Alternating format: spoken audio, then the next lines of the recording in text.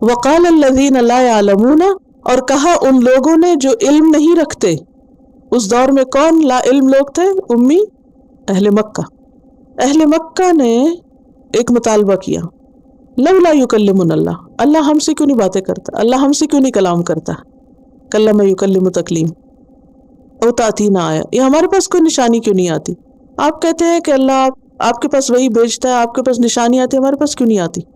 اللہ تعالیٰ فرماتے ہیں کہ یہ نئی بات نہیں کر رہے. کذالک قال الذین من قبلہم مثل قولہم، اسی طرح کہا تھا ان لوگوں نے بھی جو ان سے پہلے تھے، انہی کی طرح کی بات. ان سے پہلے مثلاً بنی اسرائیل نے کیا کہا؟ لن نؤمن لک حتی نری اللہ جہرۃ، سورۃ البقرہ 55. یعنی پچھلی اقوام نے بھی ایسی ہی بات کی. بات یہ ہے کہ وہ کیوں یہ مطالبہ کر رہے تھے کہ اللہ ہم سے کلام کرے؟ کیونکہ نبی صلی اللہ علیہ وسلم نے نبوت کا دعویٰ کیا تھا، تو وہ آپ کی نبوت کی تصدیق چاہتے تھے. کس سے کنفرم کرنا چاہتے تھے؟ براہ راست اللہ تعالیٰ سے، کہ ہم خود بات کر کے پوچھیں گے کہ واقعی یہ محمد اللہ کے رسول ہیں.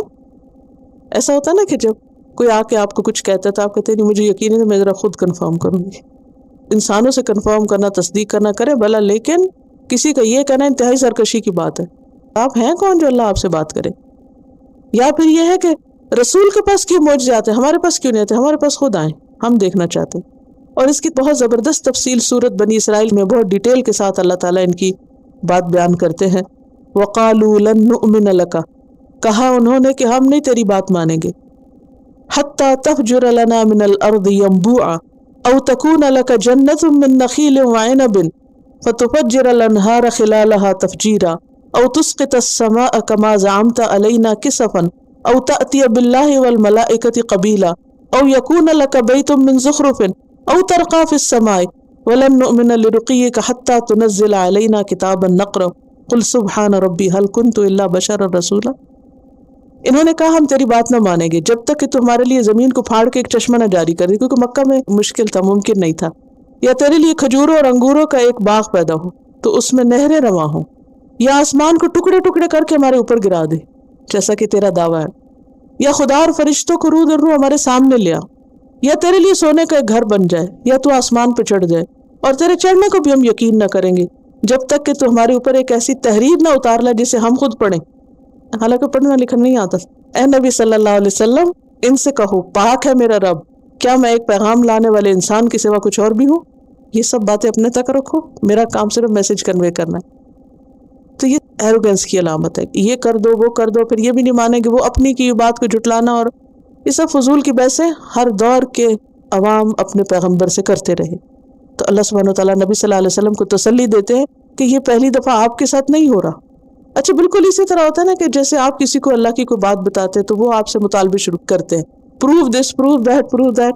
جب تک یہ سارا پروو نہیں ہوگا تو ہم نہیں مانیں گے، جو پروو کر لے تو پھر کوئی اور بات لے آتے ہیں، چونکہ ماننا تو ہے نہیں انہوں نے. تو اسی چیز کی طرف یہاں ذکر ہے. وقال الذین لا یعلمون، ہے خود لا علم لیکن باتیں اتنی بڑی بڑی، اور یہ جاہلوں کا ہی کام ہوتا ہے ایسا کرنا.